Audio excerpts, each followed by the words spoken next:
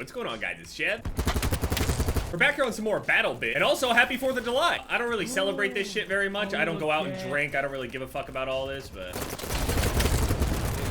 How did I not do it? What the? So, if you are celebrating today, you know, if you're out there, be safe and all that shit. It ain't really worth it, but that's none of my business. People have known my stance on these kinds of holidays for a very long time. Same thing with, like, New Year's and all that stuff. Like, I'm glad that, you know, yeah, let's celebrate, you know, that we made it and everything like that. We're still alive. I'm glad. But that's exactly it. If I'm celebrating life, why would I go put my life in danger? Obviously, there's a risk that comes with everything. I could die sitting right here, but I have a lot more fears out there than I do here, so it is what it is. This reminds me of the one map. I forget the name of the map on Modern Warfare 2019. What's the name of it? It had like the crates and shit, and it had the giant crate. I can't hit a thing with snipers on this game. I really don't enjoy snipers at all. Yeah, so actually, speaking of Call of Duty, there have been some rumors going around again recently, which is also kind of odd that we haven't had any kind of trailer or anything yet. Don't we usually have teasers and trailers by now? I mean, obviously, I understand that they probably want to hold off as long as they can. It's been Modern Warfare 3 this whole time, and they know if they release any kind of trailer or anything really early, basically marketing-wise, it makes a lot of sense for them to hold off on it and then, you know, release a trailer pretty late. Basically, they don't want to give us a ton of time to just sit there and already count the game out months ahead of time, so when it finally does come out, people have already decided on it without even trying it whatsoever. They would rather people hate it for a smaller amount of time because it gives them more of an opportunity to try it, more likely to try it. I mean, these trailers got to start coming out soon. Now, the thing is, the trailer, we already know what the game is going to be. It's going to be Modern Warfare 3, which is basically Modern Warfare 2 2.5. I said myself that I think that Modern Warfare 3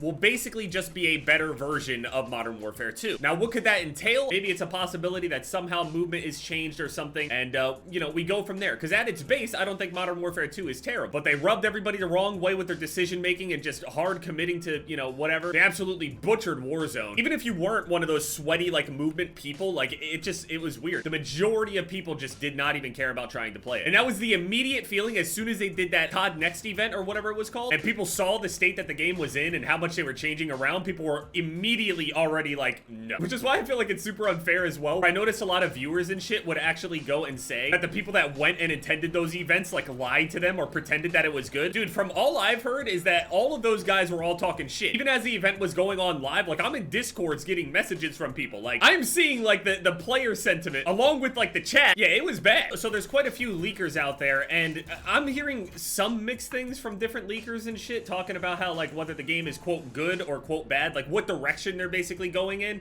and I'm seeing a bunch of mixed stuff now. Now, obviously, just hearing from those guys doesn't mean, you know, absolutely everything, but from my understanding, the game is supposed to be Modern Warfare 2 Part 2. See, I was hoping it was more of like Modern Warfare 2, kind of an improvement, not really. Basically, they have another swing at it is the way that I'm looking at it. Because I felt like they were only off on a few things. Like, it wasn't overall absolutely terrible. Now, in terms of you Warzone guys, yeah, I'm sorry. I don't know what to tell you. My hope for the game, like, best case scenario anyway, the idea if they have like Modern Warfare 2 just with like better, less clunky movement and maybe removing or having some way to reduce the penalties and movement penalties that they have introduced to the game. Maybe the game at its base will stay as it is on Modern Warfare 2, which, you know, is unfortunate, but maybe there are ways to actually adjust the movement and stuff like that. Like we had a lot of lightweight perks and things like that before. Why not just add, you know, new perks and shit like that to the game that could potentially bring the movement more in line in what, you know, a lot of people have been asking for. Now, I know not everybody is a movement person, so, you know, I don't think it's gonna end up being like this out of control movement in the same way, but I think it can definitely, you know, reduce penalties at least. Grimace shake, grimace shake, grimace shake, grimace shake.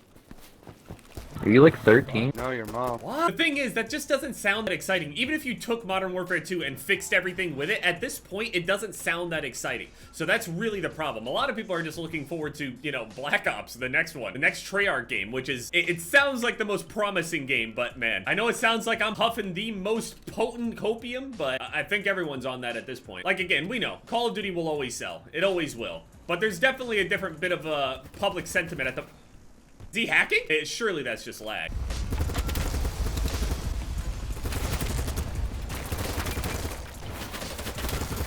Also, I ended up seeing that there are more Only Up clones coming out. Apparently, there's an Only Up map over on Fortnite. If you guys want me to go and actually try to complete that Fortnite Only Up map, if this video gets like 25, 30,000 likes, I'll go and do that shit. That's the beauty of Fortnite. This is what I was talking about with Fortnite as well, where like Fortnite can become anything that it wants at this point. Like, you can start playing Fortnite now, and you're not even like the typical Fortnite player that you would assume. Like, you could have started playing Fortnite just through all of the different customs and shit that they have, and you've never even like built before. How hard is that Only Up thing over on Fortnite? I haven't actually used like Fortnite moving mechanics in literally, I haven't played the game in years. It's gonna be extra rough because I don't know how like the grabbing and hanging and all that shit works. I've never even tried to attempt to play the no build stuff. Like, I actually haven't played the game in years. It actually sounds really fun though, so I can't believe I'm about to reinstall Fortnite. Like I was saying, Fortnite can just be so much more with all of their creative shit that they have, that it's just, they have expanded beyond the possibility of like their player base outgrowing a certain mode, like whether that's like Battle Royale or whatever. The player base just doesn't even need to play that. That's where Call of Duty is stuck. Call of Duty has been stuck on the whole like, you know, 6v6 thing for a long time, and now everybody's like, oh, it's dead. I don't like arcade stuff anymore. It doesn't really do it for me anymore. All this other shit, right? A lot of people grew out of it. And then they had Battle Royale, but then they go and kind of shit the bed on the whole Battle Royale aspect as well, just by, you know, needlessly changing things like they did with their arcade stuff, and people just, again, grew tired of it. I remember there were rumors going around about like a Call of Duty map editor and all sorts of other shit as well. Like, they're just never gonna give us access to that kind of stuff,